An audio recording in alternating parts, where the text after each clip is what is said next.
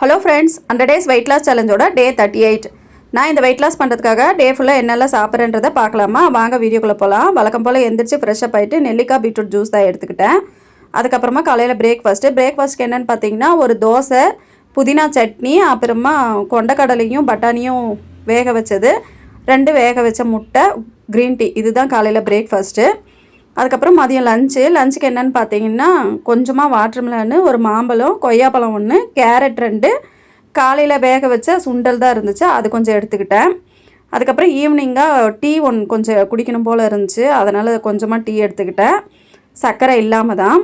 அதுக்கப்புறம் நைட் டின்னருக்கு என்னென்னு பார்த்தீங்கன்னா, சோயா சாங்ஸும் கேரட்டு, அதுக்கப்புறமா முட்டை எல்லாம் போட்டு ஒரு அடை மாதிரி செஞ்சு சாப்பிட்டேன்.